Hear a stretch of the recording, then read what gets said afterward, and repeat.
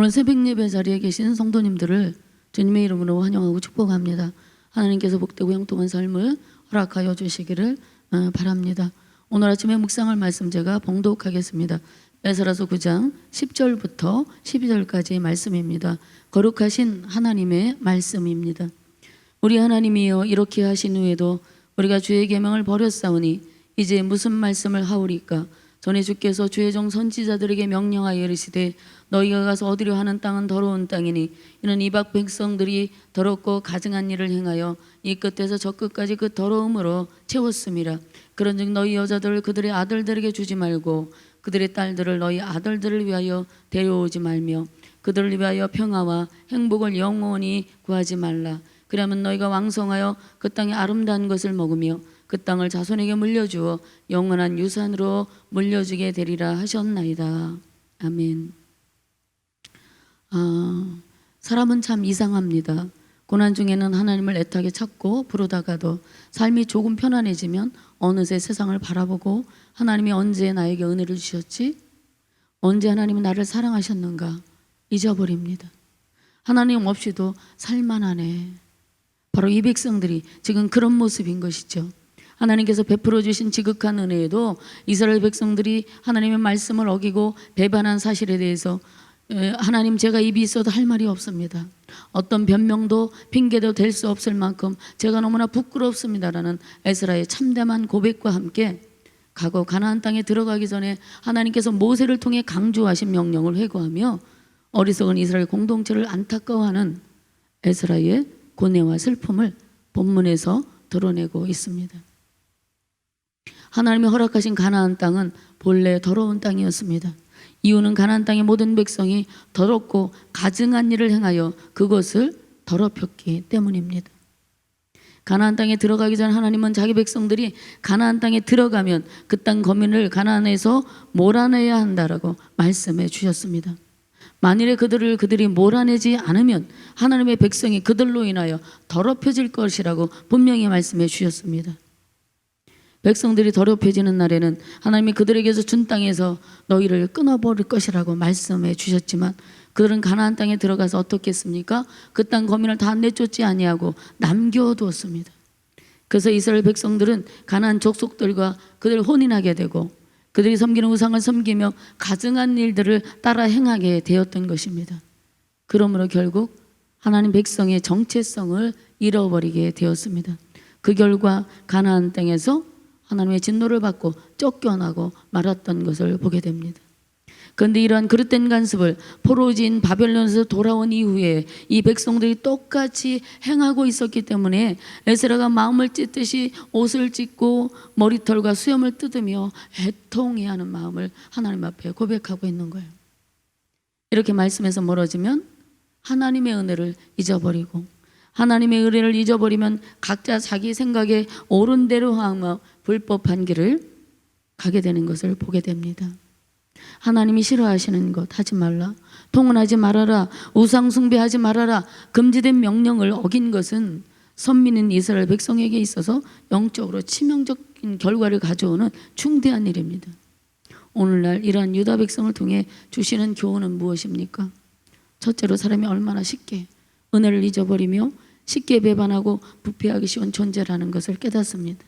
하늘보다 높고 바다보다 깊은 하나님의 은혜를 입었지만 이 백성이 조금 살만하니까, 숨 쉴만하니까 다시 제자리로 돌아가 하나님의 말씀을 무시하고 자기들의 소욕대로 살아가는 모습을 보면서 사람은 이처럼 쉽게 은혜를 잊어버리는구나, 배반하는구나, 제 올무에 걸리기 쉽구나라는 것을 깨달을 수가 있습니다.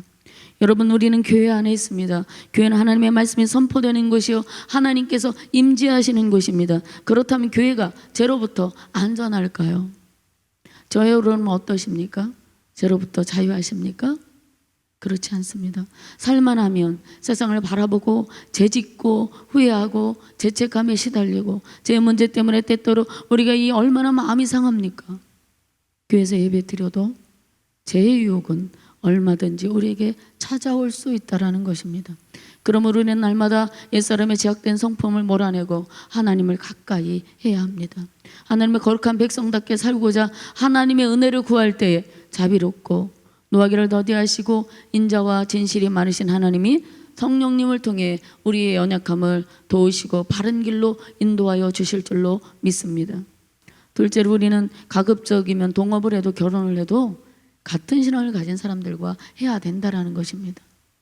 유다 백성들의 문제가 무엇이었어요? 혼인한 자체가 죄가 아니라 하나님을 버리고 이방인들이 섬기는 신을 따른 것이 죄였습니다. 그들이 행하는 가증한 일을 따라 행함으로 선민으로서 거룩한 정체성을 잃어버렸고 하나님의 영광을 가린 것입니다.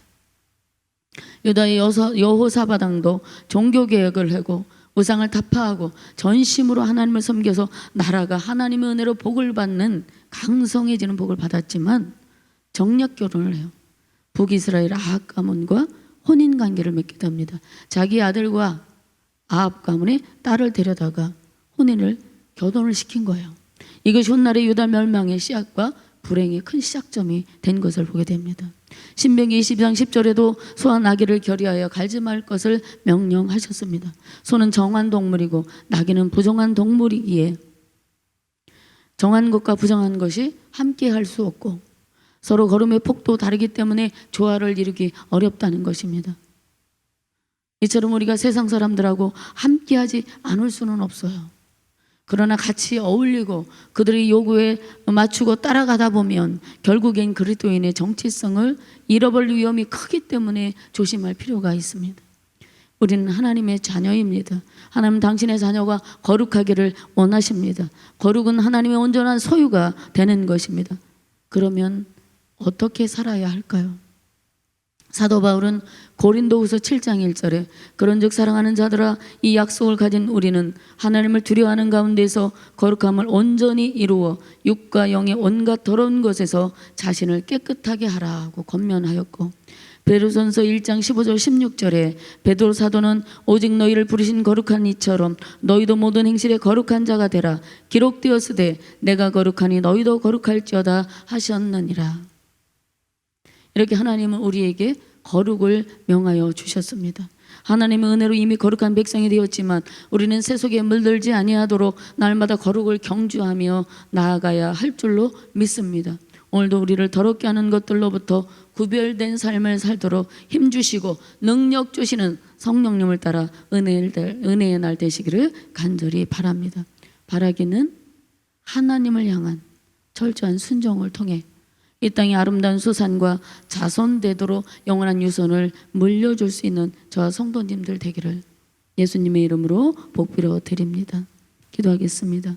거룩하신 아버지 하나님, 내가 거룩하니 너희도 거룩하라 하신 말씀을 기억하는 이 새벽 되게 해 주시옵소서. 구별된 백성의 자존감과 정체성으로 밝고 소망적인 인생을 살게 하여 주옵소서. 오늘도 하나님이 기뻐하시는 일을 행하며 살아가는 저희가 되게 하여 주시기를 간절히 바라오며 예수님의 이름으로 간절히 기도하옵나이다. 아멘.